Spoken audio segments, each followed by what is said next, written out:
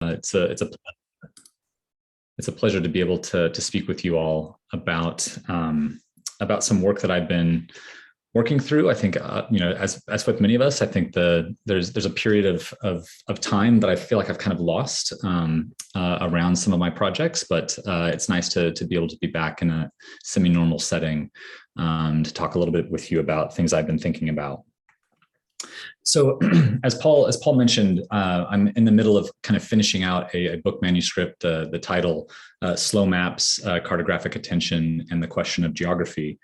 And in this, I'm trying to figure out, kind of continuing on from the previous book, how to think about the role of cartography, and in particular, how to think the speed of cartographic practice and data science practice more generally.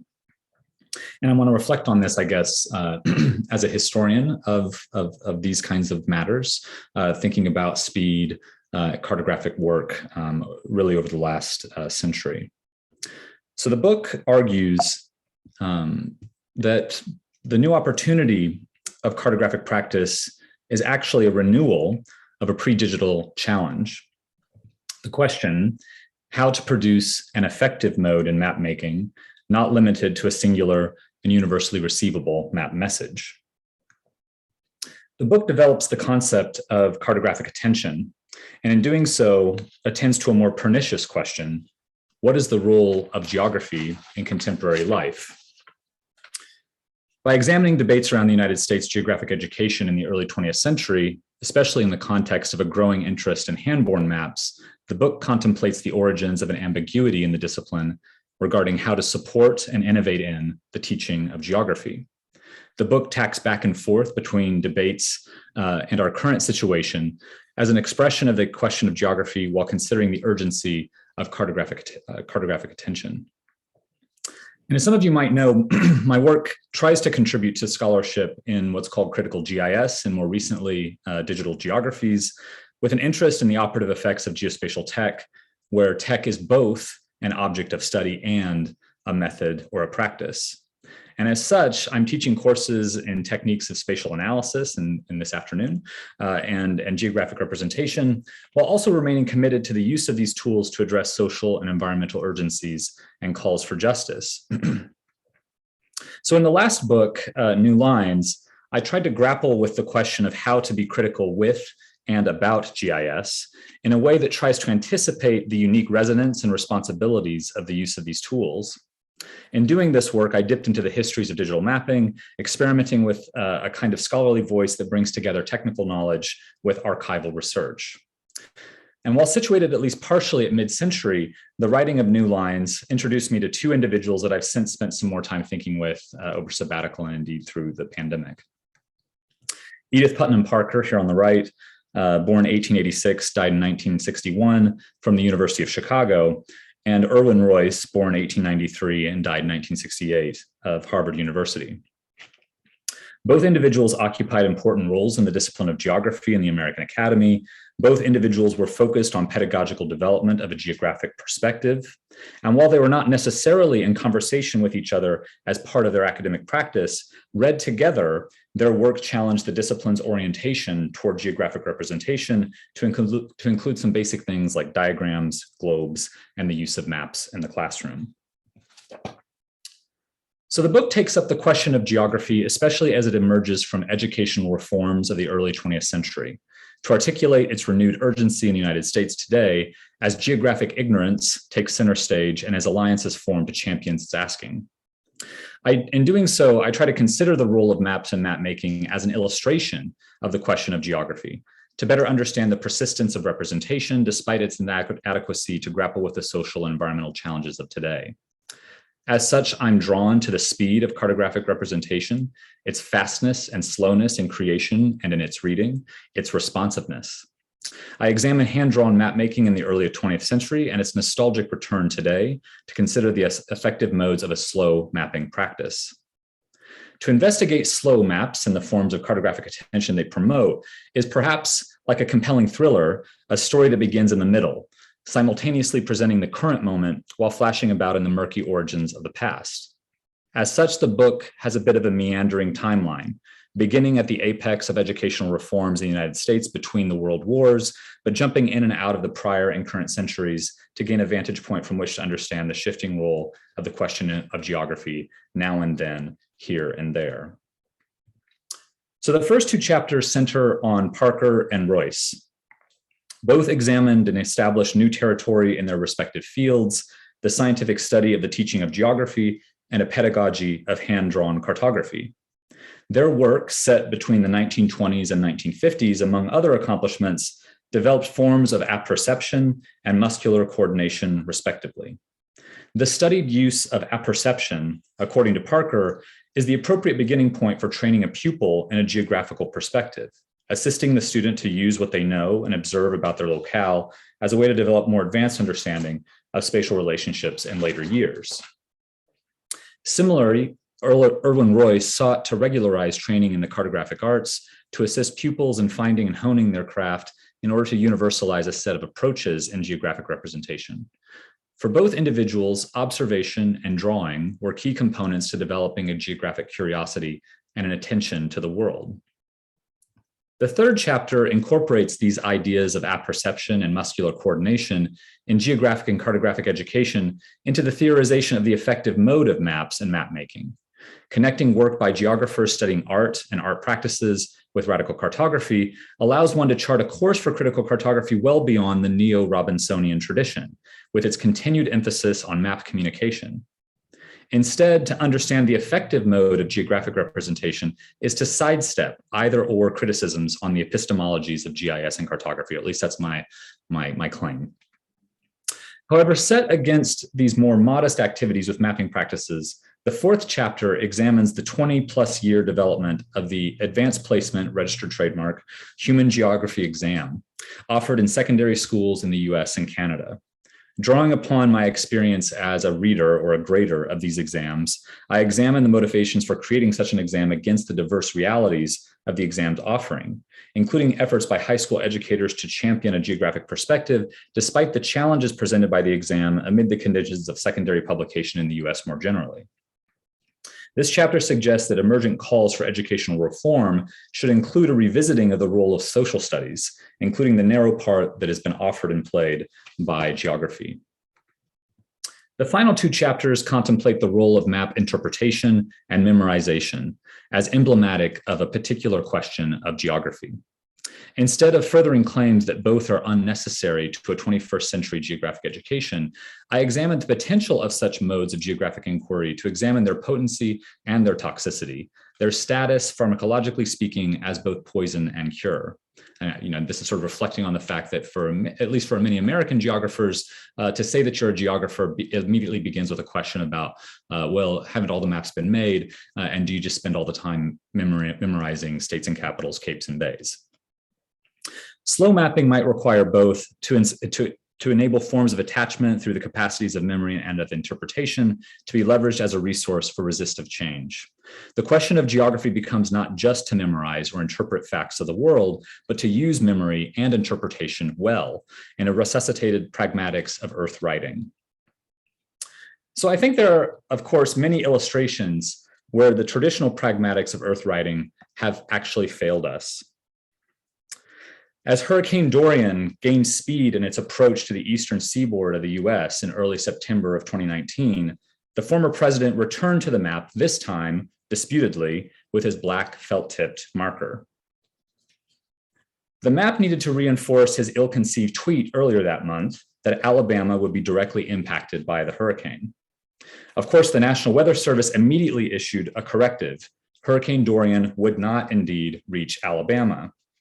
3 days later, the former president would hold up his map, freshly altered to indicate that the NOAA prediction was that Alabama would be in the direct path of the storm. What better illustration is there for the responsiveness and the responsibility of the drawn line? How have efforts to raise the question of geography in our educational institutions enabled this moment rather than protected us from it? The book takes up these moments of cartographic attention and the question of geography. The argument is not meant to be a nostalgic one, although that's perhaps one reaction. Instead, the book suggests a history of the present moment, of cartographic practice and geographic education in order to unsettle some of our most basic assumptions to the questions, what is geography and what might geography do? So in the remaining time, I'd like to share a bit more from chapter 2, titled Muscular Coordination, where I examine the cartographic practices of Erwin Royce as a way to think about cartographic speed. By cartographic speed, I mean the manipulation of techniques of map writing and map reading to capture an economy of representation. The drawing of a line and the interpretation of that line are always thus subject to innovation. The tendency then, over the last 75 years of map use research, is toward increasing the speed of map writing and reading. Here we might consider the map division of the OSS, which Arthur Robinson directed during World War II, as a laboratory for such economization. The battlefields of Europe demanded a certain map utility, meant to provide the reader with the tools necessary to design and implement a strategy more quickly than their opponent. To attend to cartographic speed is then to recognize other rhythms of map writing and map reading. And so here I think of slow maps as a form of map writing and reading that values the intense concentration and the investment of attention necessary to understand and learn about geographic relations. The slow map intensifies and produces desire. They resist the temptation of a fast map neo-Robinsonian functionalism in order to foster different thought and action. For me, then, the slow map is an invitation to consider the map event pedagogically, to motivate a mapping that is beyond effectivity and toward affectivity. Here, I lean on cartographic education to better understand the role of the body in producing map representation, and it's what Erwin Royce would describe as a kind of muscular coordination. So the bulk of my biographical detail of Erwin Royce can be found in his obituary, published in the Annals of the AAG. Fittingly, it was written by Arthur Robinson. The leader in early 20th century American cartography was offered a final generalization by the leader in late 20th century American cartography. Other materials assembled here come from his publications, his correspondence archived as part of the Institute of Geographic Exploration, and his manuscripts and notebooks that have been archived at the Harvard Map Collection. Royce was born 1st of March, 1893 in Hungary and moved to the United States in 1923, entering graduate school at Columbia University in the fall of that year. In 1929, he earned his PhD in geology, studying under Douglas Johnson, who was a former student of William Morris Davis at Harvard. Robinson's obituary surmises that it was Davis who introduced Royce to a man named Alexander Hamilton Rice, who founded in 1930 the Institute of Geographic Exploration at Harvard. There's some discussion here about how Erwin Royce's last name would have actually been pronounced Rice, but because Alexander Hamilton Rice, R-I-C-E, didn't want confusion about the two men's names, he encouraged Erwin to pronounce his last name as Royce, which he later adopted in his teaching. So Royce was hired as a lecturer of cartography at the IGE, but would spend the bulk of his 2 decades at IGE as a map curator and even providing much of the decision-making for the IGE, as Hamilton Rice would spend time with his wife, Eleanor Widener, in her final years, either in their lovely home in Palm Beach or in their coastal home, Miramar, in Newport, Rhode Island. And Widener and Rice are part of a larger story that I tell in the book New Lines. Widener was a widow and survived the sinking of the Titanic. Widener's family gave a great deal of money to Harvard University to found Widener Library, and Alexander Hamilton marries Widener, the widow, and receives much of her money, which founds the Institute for Geographic Exploration at Harvard, which was also sort of ill-fated for about 20 years. Okay. So Erwin Royce's interest in drawing bookends his life. Drawing, it would seem, allowed him to see the landscape, the relations between objects, the tectonic processes of land formation, and the persistence of historical materialism. His notebooks document a life lived in joyous pursuit of travel. His written scholarship promoted a form of learning through representation. Muscular coordination was required, not only to perfect the forms necessary for geographic representation, but to attune the mind toward the permeating relationships of society and the land. Indeed, his Landforms of the United States map from 1939, and revised here in a 6th edition in 1952, became a standard in US geography courses, from secondary education through advanced study in cartography. In this original manuscript, we can see the layering of a document decades in the making. Whiteout masks errors or adjusts generalizations of the landscape. Red lines generate new representations, new inscriptions to communicate the undulations of the country to both young and experienced geographers. The style is characteristically Royce. Labeling is sublimated to the drawn descriptions of land.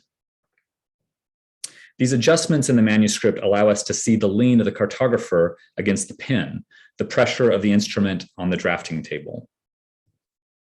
Like the monsters and sailing ships that announce the production of medieval map manuscripts, these corrections, made invisible through photographic reproduction, connect us to the processes of muscular coordination in modern cartography.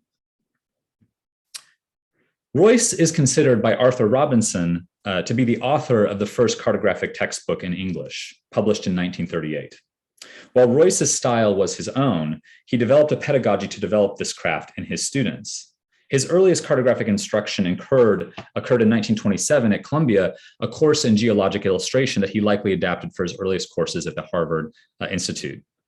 The 400-page textbook is organized into 8 different parts: the history of maps, the scale and reproduction and projections of maps, representation of the Earth's pattern on maps, lettering, composition, and drafting on maps. He has a section on official and professional maps, another one on diagrams, statistical maps, and cartograms, another section on the use of science maps and diagramming, and a final section on the production of globes, models, field sketching, and cataloging. Royce also devotes 10 additional pages at the back of this book to 22 exercises. And here we can see his thinking about how to develop the comportment necessary for cartographic craft. Some of the drawing exercises included practices in muscular coordination, lettering, scale reduction and enlargement, projections, symbols, hashering and plastic shading, contour line problems, and a number of exercises for specific diagrams, maps, and models. In this first exercise, Royce would ask students to practice this routine before beginning to do lettering.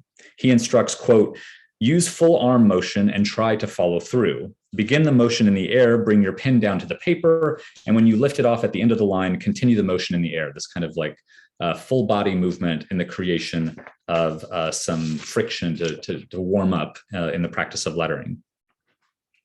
Lettering is where the cartographer, according to Royce, takes the most liberty with map representation.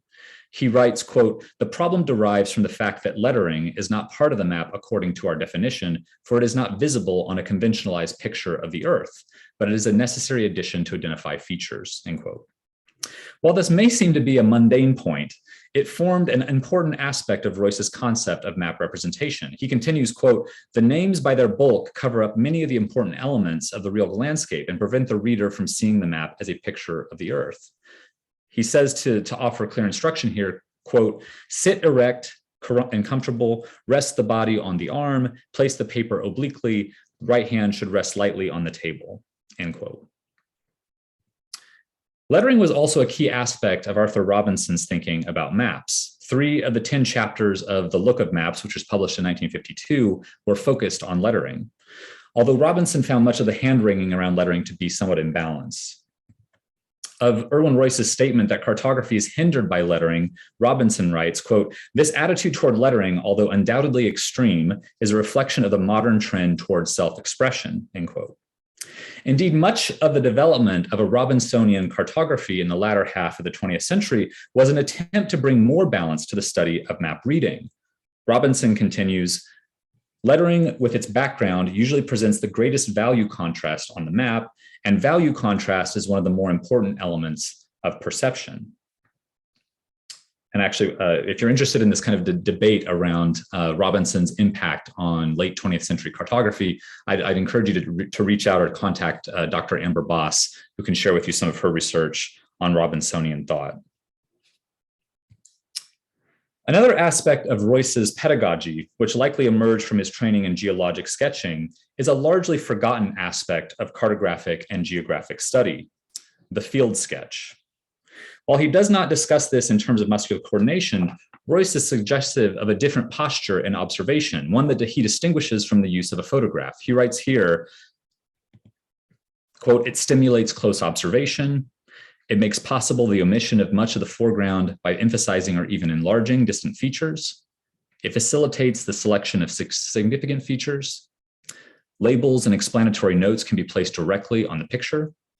And finally, it can be reproduced in line cut. And this is really important for early cartographers because it allowed you to avoid the halftone reproduction.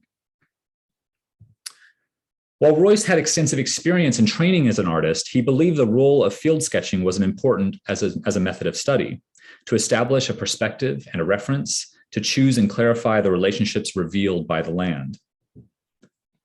This form of field sketching would also be translated into the classroom. A subsection at the bottom of this chapter describes the importance of blackboard sketching and specific techniques in the use of chalk. While many of Royce's blackboard sketches are lost, ephemeral by design, we are fortunate that several of his students at Clark University saved these sketches. Royce taught for a bit at Clark University following the closure of the IGE at Harvard. And many of these showcase his unique ability to commit to memory landforms at small scale. And here's my friend Lizzie Mogul to give you a sense of the dimensionality of these documents. Here we see a close-up of his chalk cross-section of South America.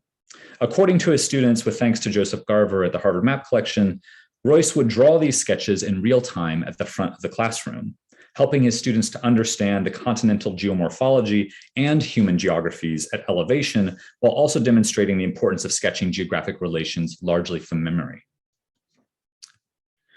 While much of his classroom materials are not, unfortunately, available, his final exams at Harvard in the 1930s and 40s indicate a fusing of geographic knowledge and cartographic technique. In order to be a geographer, one must be able to draw. This included lettering, block diagrams and profiles, as well as relief models. Students needed to understand the principles of projection and of symbolization and be able to draw in order to demonstrate their implications. What we do have from Royce's correspondence is captured in the archives of the IGE, much of which is Royce writing to build up the map collection at Harvard.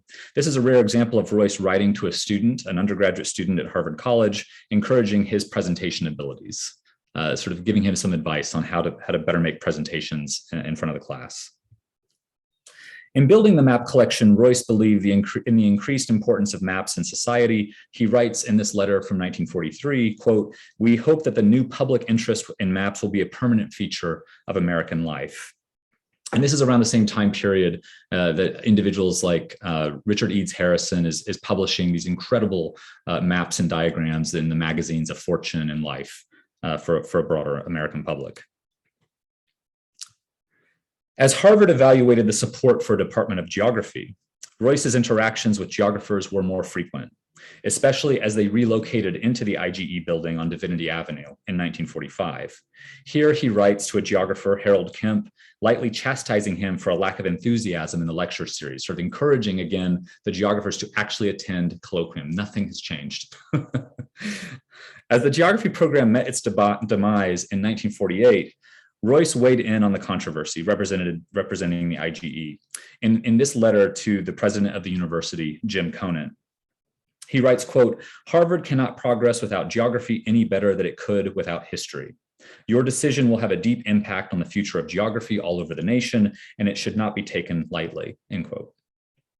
Indeed, while Royce held a doctoral degree in geology from Columbia, and while his primary interests were in cartography, he understood that foremost, a cartographer is a geographer.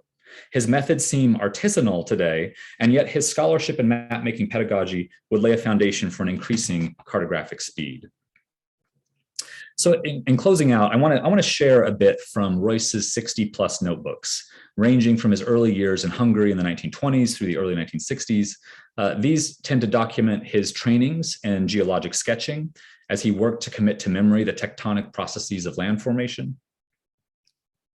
And while not a record of the entirety of his scholarly life, these notebooks are packed with fantastic illustrations of places and artifacts. For instance, here in Rotterdam, or here in Cuba. He was attracted to landscapes in perspective, as well as the flora, fauna, and social situations of the places he visited. He was a bit whimsical in his illustrations. Here he describes an invention, the canoe ski bike, which included some potential marketing material, quote, "Be always prepared, take a canoe ski bike." The notebooks included some stunning work with watercolor as well, here at Pigeon Rocks in Lebanon. They included some geostenography. For instance, here in Sao Paulo, Royce kind of created this method of being able to watch from a moving vehicle and create shorthand stenography in a notebook that he could then use these indications to draw a landscape in perspective later. He developed this also for flying in low-flying aircraft in the 1940s as well, trying to figure out how you could very quickly gather information from Earth observation and commit that to memory, and then represent that in these beautiful illustrations at elevation. So he also used these notebooks to organize books that he was trying to finish out, including some ideas for how to order instruction in cartography. So this gives us a glimpse into how cartography was being imagined in the 30s and 40s, as well as keeping track of his travels, which he considered his CV. So this is a sort of a list of all the places he's been. These are the numbered years of his life. The notebooks also include some other curiosities, like his experiments in designing folk dances. Here, he tried to design new techniques for visualizing and training people in the American square dance. Following the closure of the Harvard IGE and the demise of the ill-fated Department of Geography, Royce retreated to his cartography workshop in his home in Cambridge, Massachusetts. While going on extended trips, he offered courses at Clark and the universities of Florida, Virginia, and British Columbia. His notebooks include lecture notes, including these notes for a course he offered in Brazil in 1956. The notes are incredibly sublime, demonstrating the simplicity of his mastery of landform drawing, which he understands to be the basis of much geographic analysis and representation. In 1956, as in the 1930s, lettering remained paramount to developing techniques in drawing. New machines, of course, for lettering were being more widely available by 1956. And on this development, Royce is measured. He writes, quote, "But it is hard to make very small letters with a machine, and it is difficult to adapt them to curving rivers and to spread them over an area. Thus, hand lettering is still used a great deal, and a geographer saves themselves time and money if they can do a good hand lettering," end quote. Preparing for drawing begins in 1956 for Royce, just as it did decades earlier, with developing muscular coordination at the drafting table. And all of this is in service of an insatiable desire to understand the world. Here's another example of some geostenography. To make a decision of what one commits to memory, and of those he partners with during his travels. This is one of the only images that Irwin drew of his partner, his wife, and you can see a note that she wrote to him in his notebook. "If I really look like this, please don't waste your time drawing any more pictures of me," end quote. All right. Royce's scholarship emerges out of the pages of these notebooks, as his efforts to understand the world, to develop muscular coordination, to address the world were shaped by his travels and experiments with drawing. Royce felt that a democratization of cartography would mean inspiring similar curiosity in his students and in the general public by challenging dominant geographic representations and making these more tangible and more accessible. Royce understood a forensics of this developing craft and was able to diagnose a series of faults in the drawing of a line. Whether maintaining consistent thickness or producing a bespoke variability, the drawing of a cartographic line is weighty, it is responsible, and sometimes it is responsive. Quote, "A good ruling pen is very important," instructs Royce. "However, the pen is not sufficient." He continues, quote, "The ink is supplied between two blades with a quill, and care should be taken that no ink shall stick on the outside. The lines are drawn with the pen held lightly in a perfect vertical position.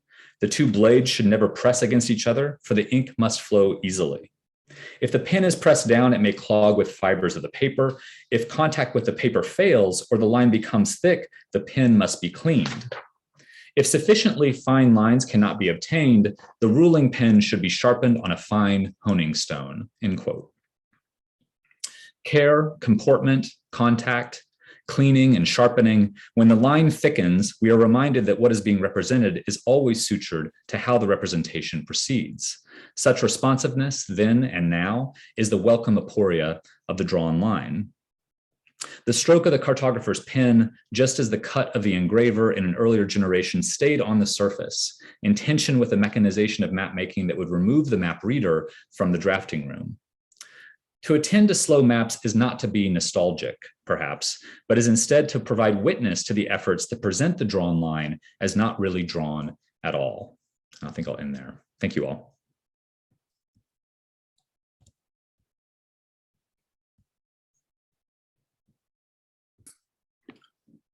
Thanks, Matt.